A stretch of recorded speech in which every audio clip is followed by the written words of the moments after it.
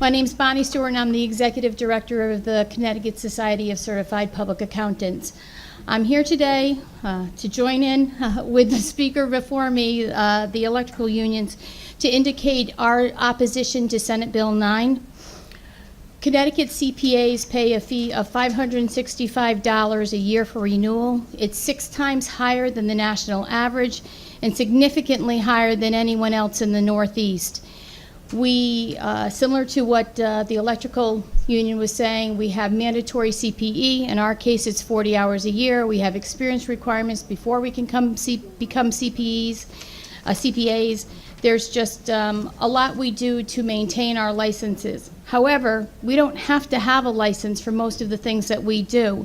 And therefore, as the price has risen for registration, the number of CPAs that continue to be licensed in our state is dropping. We're kind of pricing ourselves out of the market because we have what's called CPA mobility, and you can be a licensed accountant in any state and perform work in our state. So I would strongly urge you to reject this measure. The CPAs feel very strongly that this would actually harm our profession in the state and not move us forward. And just to help you get at a glance, a quick understanding of what we face. At the end of my testimony, it's the second to last page, I've included a chart that shows Connecticut in red compared to the rest of the nation, and you will see that we are head and shoulders above every other state and what we charge for a renewal fee. And in my testimony, there's also a grid early on where you can see just how much higher we are than anyone else in the Northeast. So for example, our 1-year renewal fee compared to every other states would get us a minimum of 4.5 years worth of licensing in the state that's the next most expensive, and as much as 11 years in the state that is the least expensive in the Northeast. So I would strongly encourage you to reject Senate Bill 9. Senator Wickos. Thank you, Mr. Chairman, and thank you, Bonnie, for your testimony. I think we're going to be, at least I'm going to speak to my counterpart, looking at possibly addressing the registration fee issue, which Mr. McIntyre spoke about as when somebody has to, when they want to get into the apprenticeship program, they have to pay a fee. And I think that's where Senator Duff and I were looking at trying to remove that barrier, because some folks that are just trying to get some employment, they don't have the money necessarily to do that. Is there any fee that somebody that wants to move towards the goal of becoming a CPA, similar to an apprenticeship program, that they have to register as, and could you talk a little bit about that if there is one? So our initial fee is $150 to register versus our renewal fee is $565 a year. It's a significant fee, but not nearly the problems that we face with renewal. To be quite honest, it's the cost of sitting for the exam that's so expensive for most of our members.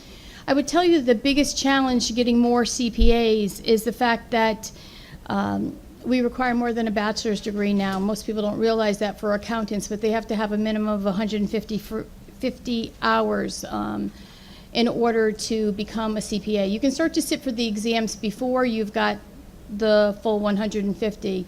But I would tell you right now that's probably the biggest barrier we face just with the cost of college educations now. Many people want to start work right after they graduate from college. What we're seeing is that more people are becoming accountants at companies than are going into public practice, because to be an accountant at a company, you don't have to have your CPA credential. And therefore, you can go into that line of work without having the additional 30 hours, which is very expensive and something that I believe deters many people from going into the CPA line of work. Who pays, who sets the rate for the examination? That's set by the National Association of State Boards of Accountancy, so it's not a Connecticut-based rate. And if this legislation was limited to the building trades, specifically just for the registration fee, then you would have no opinion on the bill? We'd love to Well, see you'd it still be expanded opposed. to reduce our renewal rates. But no, we wouldn't be in opposition to the measure as is. Our big concern right now is not increasing our Sure. renewal rates any further. Okay, thank you. Thank you, Mr. Chairman. Thank you for the point, Senator. Other questions? Representative Gibson. Thank you, Mr. Chairman. Good morning, Ms. Stewart. Hi. A couple quick questions. How much does it cost to take the CPA exam? I apologize. I don't have that number off the top of my head, but I will get that to you today. Okay. And how about CPA review courses? Do you have that number? The CPA review courses vary because there's a number of people that offer them, but they're over $1,000 generally. And I know everyone wants to pass the CPA exam the first time, but on an average, how many times does it take someone to pass the exam?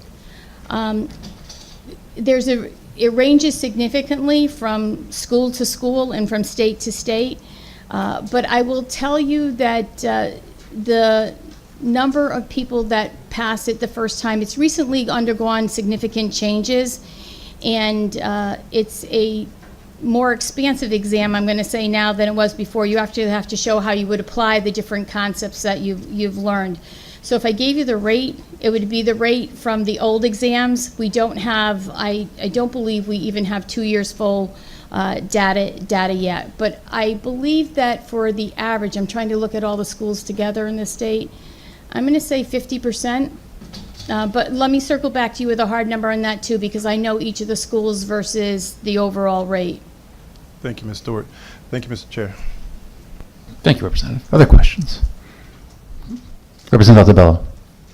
Thank you, Mr. Chairman. Good morning. Hi.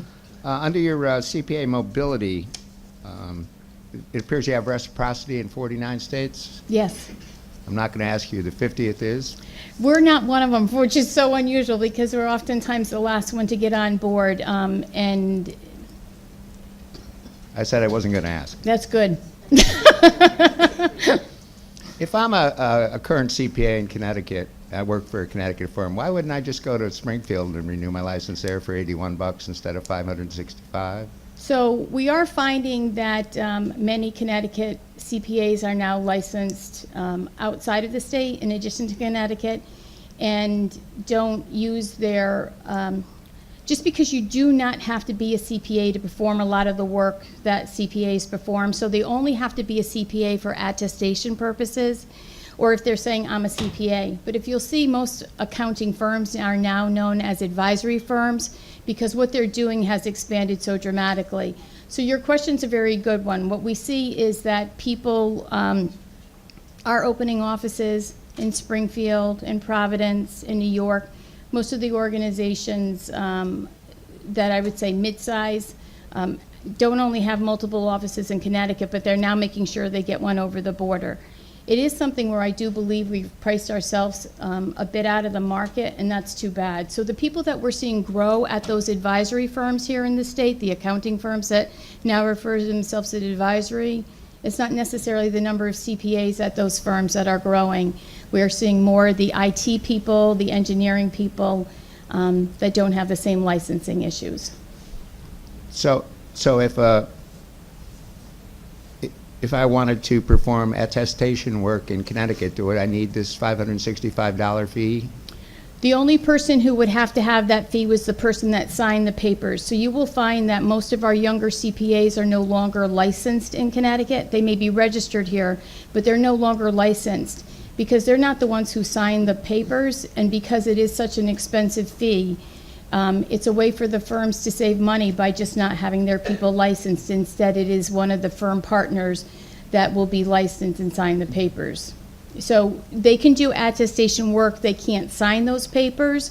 It'll be their supervisor or one of the managing, one of the partners in the group that tend to be those that have an active license and sign those papers.